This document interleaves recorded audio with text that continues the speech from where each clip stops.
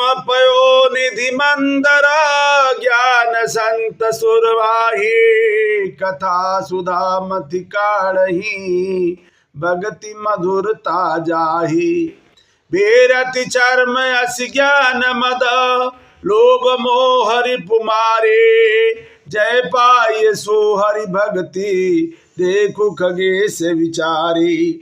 तत्पश्चात लव कुश अयोध्या जाकर यज्ञ क्षेत्र में तार वाले वाद्य यंत्रों सहित महाकाव्य रामायण का गान करने लगे।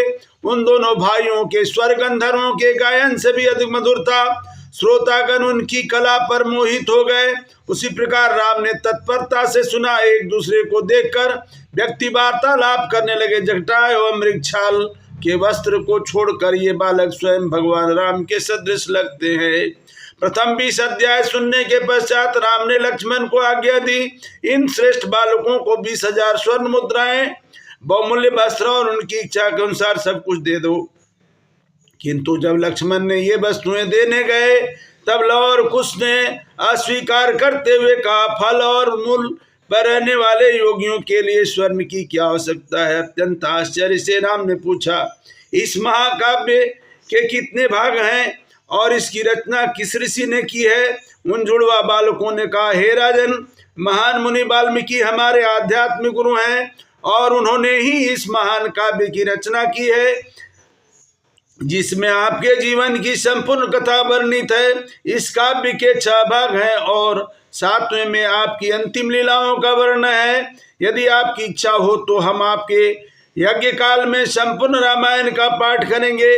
तत्पश्चात कई दिनों तक लव और कुश रामायण गाते रहे और राम को असीम आनंद का अनुभव कराते रहे। उसे अंत में राम ने कहा, ये बालक अवश्य ही सीता के जुड़वा पुत्र हैं, इसमें कोई संदेह नहीं है। पुत्र प्रेम बस राम का हृदय द्रवित हो उठा। विषय की गंभीरता का विचार करते उन्होंने श्रेष्ठ आचरण करने वाले दूतों को बुलवाया।